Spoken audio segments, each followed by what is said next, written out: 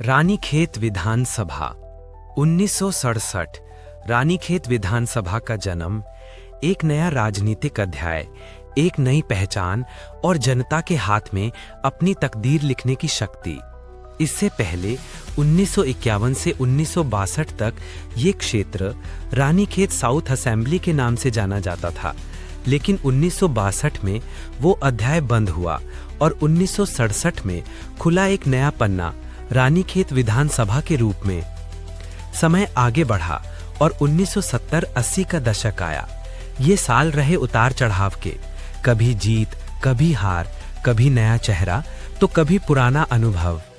1980 में जसवंत सिंह बिष्ट ने जीतकर अपनी गहरी छाप छोड़ी। उनके बाद पूरन सिंह महाराज जैसे नेताओं ने जनता की आवाज को लगातार बुलंद किया। फिर आया 1990 का दौर, राजनीति में तेजी, नए मुद्दे और जनता की आकांक्षाओं का नया विस्फोट। 1996 में अजय भट्ट ने जीत हासिल की और 2002 तथा 2012 में फिर लौटकर अपनी राजनीतिक मौजूदगी को मजबूत किया। 2007 रानीखेत ने एक बार फिर बदलाव चुना और इस बार विधायक बने करण महरा।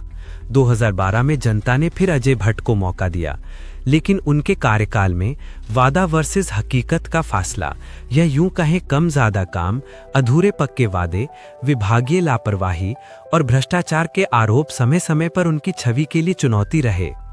विशेष रूप से 2025 में सैनिक स्कूल से जुड़ा भ्रष्टाचार आरोप उनकी राजनीतिक छवि के लिए एक बड़ा विवाद बन गया है। पर 2017 में रानीखेत की जनता ने अपना मूड बदला और करण महरा दोबारा जीतकर लौटे, लेकिन 5 साल विपक्ष में रहकर भी न कोई बड़ा मुद्दा पकड़ पाए, न रानीखेत के लिए ठोस उपलब्धि ला पाए। नतीजा रहा 2022 में जनता ने पूरा हिसाब बराबर कर दिया। करारी हार जिसने ये साफ कर दिया कि लोगों ने उनकी शैली को नकार दिया है। और फिर 2022, एक नई सोच, नई उम्मीदें, नया विश्वास।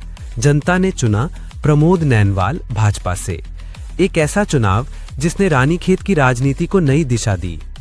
राज्य गठन के बाद रानीखेत विधानसभा में राजनीति की जंग मुख्य रूप से भाजपा, कांग्रेस और यूकेडी के बीच लड़ी गई। भाजपा और कांग्रेस दोनों ने यहां अपने अपने दौर में जीत दर्ज की। रानीखेत से विजयी अजय भट्ट को पार्टी ने राष्ट्रीय स्तर पर बड़ी जिम्मेदारियां सौंपी। उधर कांग्रेस ने भी करण महरा पर प्रदेश की कमान रखकर उस भरोसे को और मजबूत किया। यूकेडी हालांकि अभी तक इस सीट को जीत नहीं पाई है, लेकिन रानीखेत में उसका वोट बैंक आज भी प्रभाव रखता है और यही बनाता है 2027 का चुनाव और भी दिलचस्प। आज रानीखेत विधानसभा सिर्फ एक सीट नहीं, ये जनता की बदलती भावनाओं की गवाही है। ये इतिहास है जो बताता है कि यहाँ हर चुनाव सिर्फ जीत या हार नहीं, बल्कि उम्मीद, आकांक्षा और पहचान का प्रतीक है। जनधारा उत्तराखंड, पहाड़ की आवाज, जनता की धार। हमारा उद्देश्य है बिगड़ी हुई सामाजिक परिस्थितियों को पटरी पर लाना और हर पहाड़ी की बात को जन जन तक पहुंचाना। ये सिर्फ एक न्यूज चैनल नहीं, बल्कि आपकी आवाज है, आपकी हिम्मत, हमारा हौसला है। तो हमारे इस जन जागरण अभियान से जुड़िए, लाइक करें, सब्सक्राइब करें, कमेंट करें और अगर पसंद आए तो शेयर जरूर करें, क्योंकि जनधारा उत्तराखंड, जनता की बात।